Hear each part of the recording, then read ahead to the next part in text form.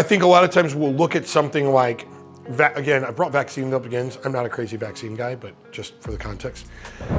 Talk about vaccines and different diseases or mental health disorders that it could be linked to, but there's a greater causal link from highly processed foods and ADHD, depression, anxiety, which a lot of times also is about gaining weight and not feeling good about yourself and being in those kind of spirals. So I think that as hard as we hit this side about vaccines or something, you should be talking just as much about these highly processed foods and what they do to our bodies and to our minds over time.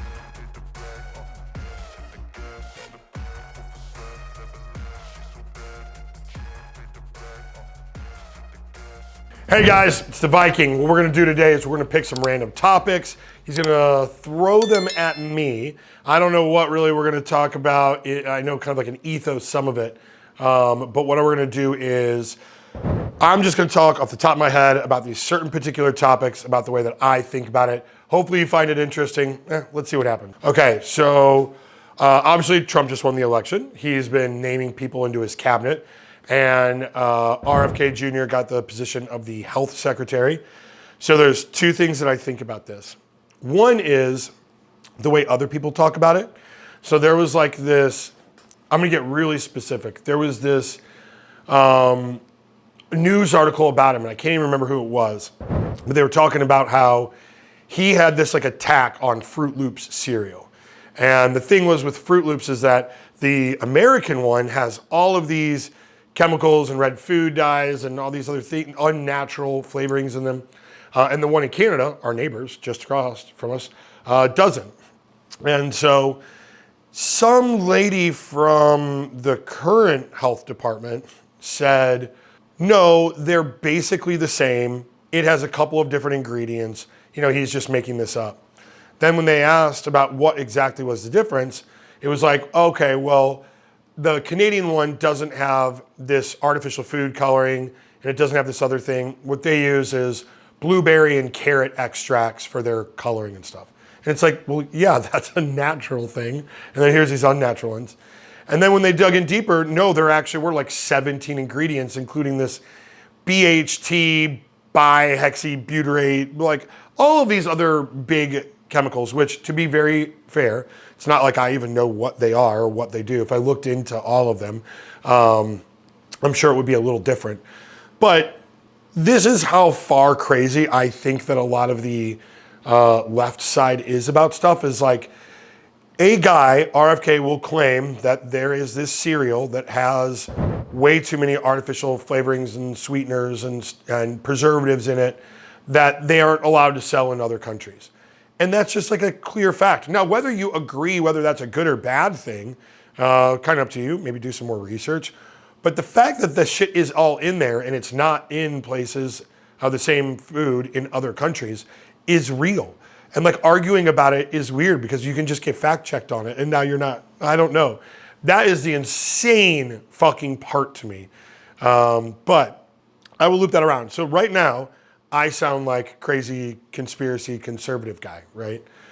But I also do like to, this is why I like my term that I use, aggressively balanced, is, so let's say I agree with everything RFK says. I'm down the rabbit hole. I think that there's terrible shit in food and that our, the process with which we say whether food is healthy or not is bought by companies and our legislators aren't really here to help us. I'm down the cuckoo train. I'm with him, right? Well, it also, no matter what, is good to second guess yourself.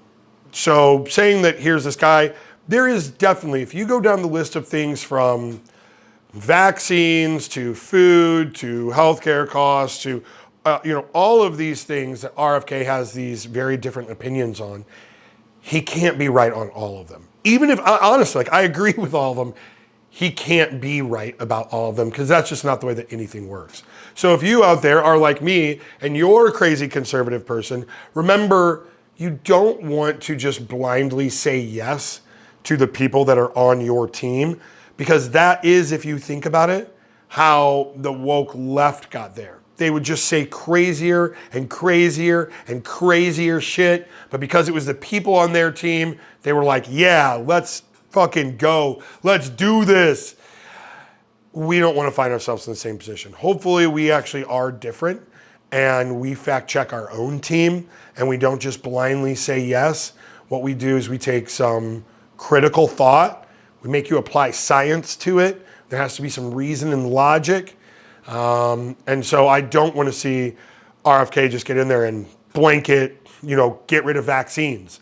It's like, well, I bet that there's some out there that you want to keep, right? I wouldn't blindly just say no to everything. So that's some context for, let's say, like us in general about the way we should think about politics. Don't drink the Kool-Aid too quick. All right, what's another one? Now, speaking of what he's doing to the administration, how do you think our food health affects our mental health? Obviously a fucking ton, but here's what I actually think that it is like, you're an adult. I don't know how much about with like normal food. It's just like, hey, I think that McDonald's, even though it's super unhealthy and has all this shit in it, it's a free country. You should be able to make it. And if people want to go eat it, right? That's on you. So I do believe in choice and freedom about stuff. Now, where that curtails is a little bit different is I think there's really good research about kids eating way too much sugary food and that not being good in the long run for a lot of mental health reasons.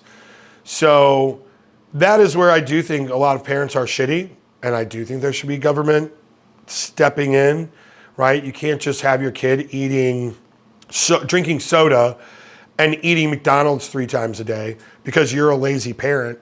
I actually do think that that is child abuse. You should be sent away to jail for that. Like, it's that serious. So it clearly is not good. We know that. We've done this. We've done these studies where you can have somebody eat highly processed food and it changes their brain chemistry over time. There is almost no positive effect from doing that. So what is a big one? I think a lot of times we'll look at something like, again, I brought vaccines up again. I'm not a crazy vaccine guy, but just for the context. Talk about vaccines and different diseases or mental health disorders that it could be linked to. But there's a greater causal link from highly processed foods and ADHD, depression, anxiety, which a lot of times also is about gaining weight and not feeling good about yourself and being in those kind of spirals. So I think that as hard as we hit this side about vaccines or something, you should be talking just as much about these highly processed foods and what they do to our bodies and to our minds over time. Oh yeah, and speaking of, how does that correlate to now becoming a better leader for our country? Let's think. Leadership. Here's what I would give some context to. So I don't think that there are probably any really effective leaders, guys that are real killers, men and women that are real killers, that do anything that they frequently do anything that is short-term satisfaction. Because that's not how good leadership works, right? So like somebody who drinks a lot, smokes cigarettes, eats really bad food, stays up all night watching Instagram, all of those things you can think of, all it is, hey, this feels good in the immediacy, but it causes pain over the long run. That is the opposite of good leadership, right? If you look, like most really good leaders, like are fit and healthy, not because being fit and healthy makes you a good leader, but because somebody who is a good leader would normally be fit and healthy. Meaning that they just make choices that are for the long run rather than thinking about the short term.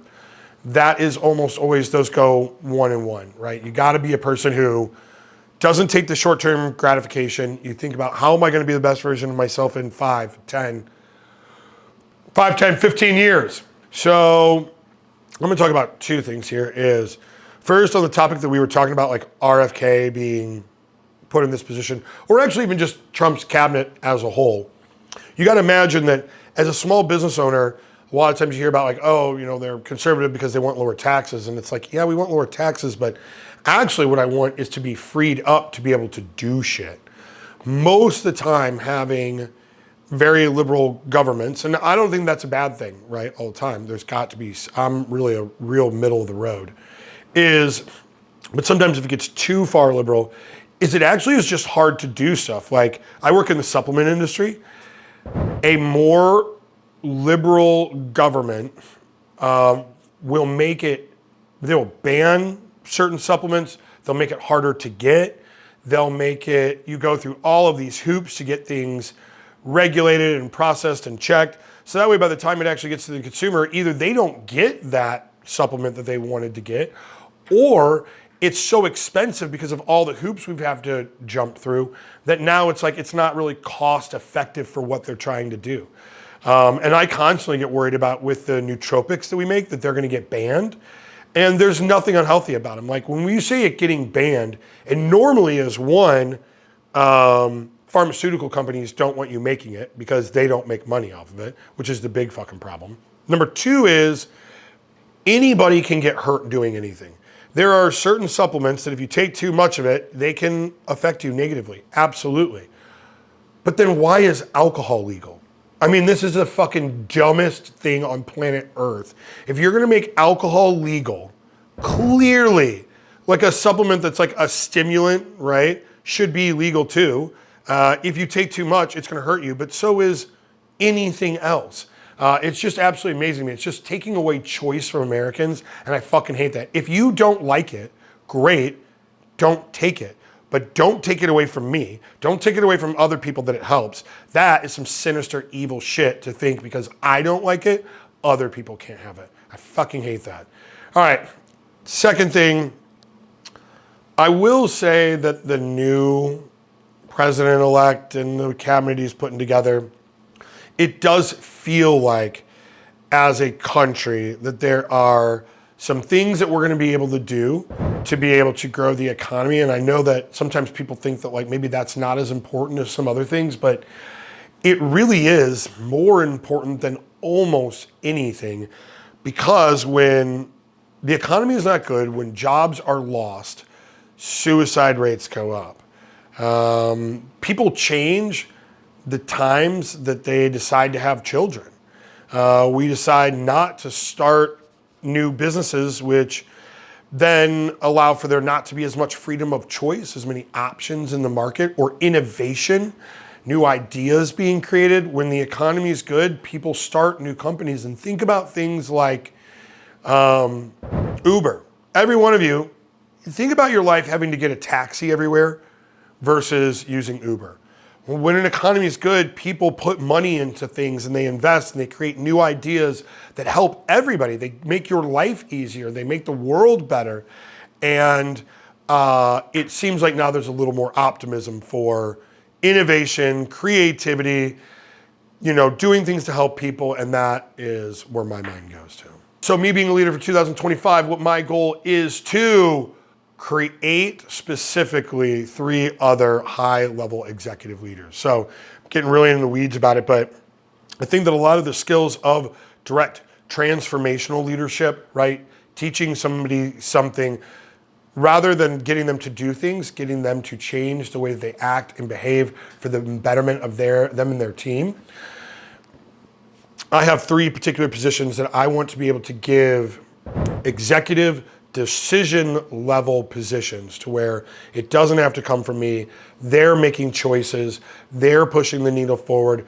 Those are the things that I really want to accomplish for 2025 is, I guess you would say it's not even actually about me. It's about letting other people having creative and directive control in the way that our organization moves. Hey guys, this is the Viking. We're going to be doing this every week. We're going to be picking some top topics. I'm going to talk about them, give my ideas. Maybe they're terrible. Maybe they're great. I don't know. Maybe you like them, maybe you don't. But if you do like them, please share them with somebody else. Let's keep this train rolling. Thank you.